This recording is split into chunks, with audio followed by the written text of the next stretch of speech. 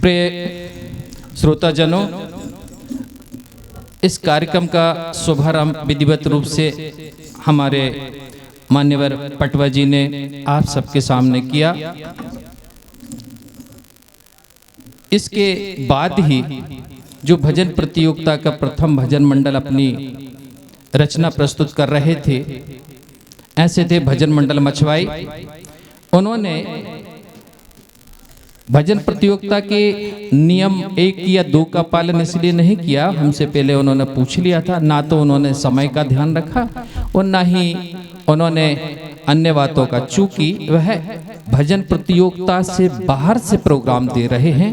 आप सबको जानकार भजन मंडल क्षेत्र के समस्त भजन मंडल जानते हैं, वे इतने सीनियर भजन मंडल हो गए हैं कि उन्होंने अब प्रतियोगिता लड़ना बंद कर दिया है। वे अपने जहां उन्हें स्नेह मिलता है, जहां उन्हें प्रेम से आमंत्रित किया जाता है, वहां वो पहुंचते हैं। ऐसे ही हमारे स्नेह और आमंत्रण को स्वीकार करके और अभी उन्होंने अपने रचनाएं अब हम सबके सामने रखी थी और हमारे सामने सेकंड भजन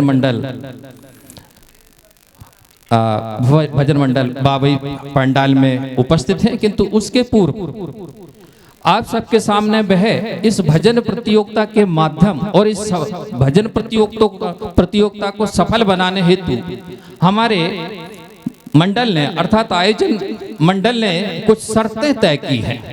उस शर्तों का वाचन बहुत आवश्यक है श्रोताओं के लिए, हमारे विशिष्ट जन और हमारे गेस्ट जन और हमारे श्रोताजनों और भजन मंडलों के लिए, क्योंकि इन शर्तों के ध्यान में रख करके हम इस कार्यक्रम को सुनेंगे या देखेंगे तो निश्चित तौर से जो इस भजन प्रस्तुति में गुण और अवगुण होते हैं उनको देखते हुए हम भी अपने ओर से भजन मंडलों की जो प्रोग्राम रहेंगे उनको ठीक ढंग से समझ सुन करके और इसमें से एक श्रेष्ठ भजन मंडल जो हम लोगों ने निश्चित किया है, जिसका पुरस्कार 1 लाख है, उसका चयन करेंगे। शेष और 14 जो भजन मंडल रहेंगे उनका चयन करेंगे। अर्थात आवश्यक है कि मैं उन शर्तों का आपके सामने वाचन कर दूं।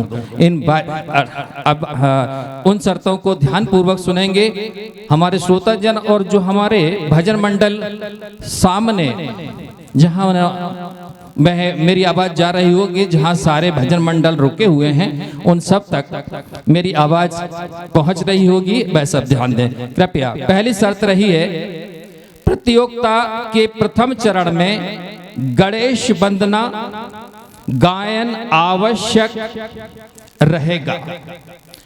अर्थात प्रथम चक्र आपका आरंभ हो रहा है, इसमें ही मात्र गणेश वंदना का गायन आवश्यक है। इसके बाद के जो चक्र रहेंगे उसमें गणेश वंदना आवश्यक नहीं है और सीधे ही जो अपनी कथा वस्तु रहेंगी या दी गए विषय रहेंगे उन पर ही आपको अपने प्रोग्राम देना होगा।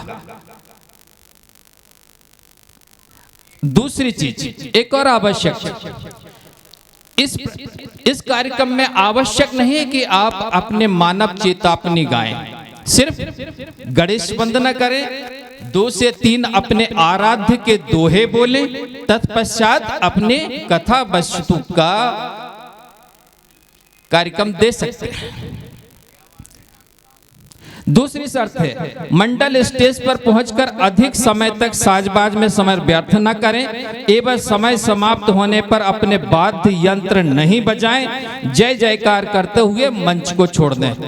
इस बात का भी ध्यान रखेंगे सभी। और यूं तो हमने ये जो शर्तनामा बनाया है, जो नियम और निर्देश बनाए हैं, वह आप सबको व्हाट्सएप पर प्रेषित किए हैं और हमने जब आपसे पंजीयन करवाया है उसी समय में एक कॉपी आपको भी दी है। किंतु आवश्यक है कि हमारे दर्शक जन, हमारे गेस्ट जन, इन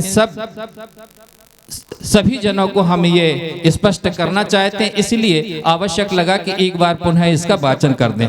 मंडल अपनी मनसा अनुरूप माइक को बार बार सेट कराने को नहीं कहेंगे, इसमें थोड़ा सा समय नष्ट होता है, इस कारण से इस शर्त को भी हमने यहाँ पर नोट किया है।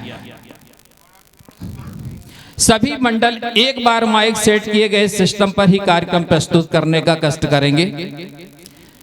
चौथी शर्त, मंडलों के प्रमुख गायक कलाकार व उनके साथियों द्वारा किसी भी श्रोता द्वारा देय राशि की घोषणा नहीं करेंगे।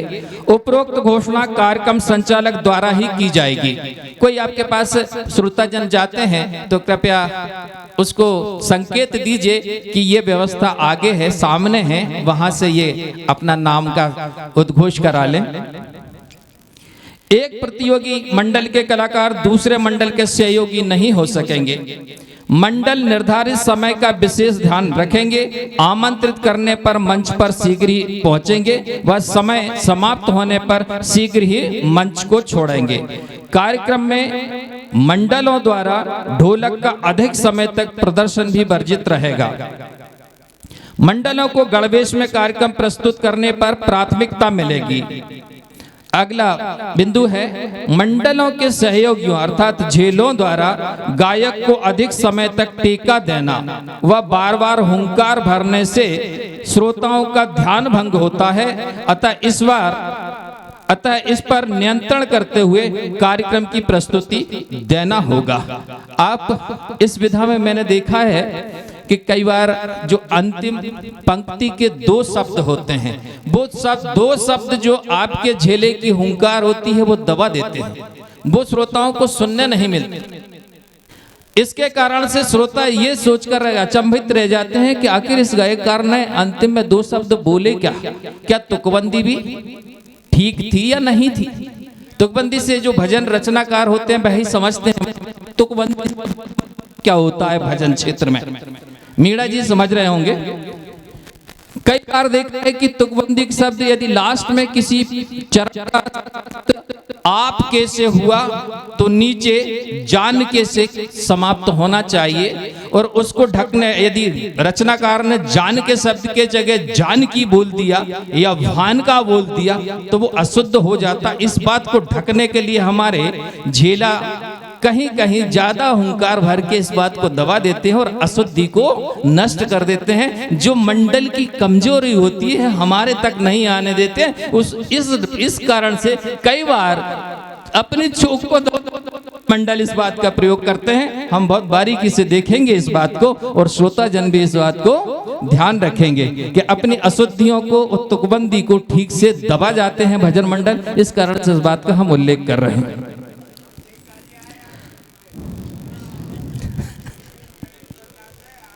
समय व परिस्थितियों के अनुसार निर्धारित किए गए निर्देशित बिंदुओं में संशोधन करने सहित मंडलों को पुरस्कृत करने हेतु चयन करने का अंतिम व पूर्ण अधिकार निर्णायक समिति का होगा।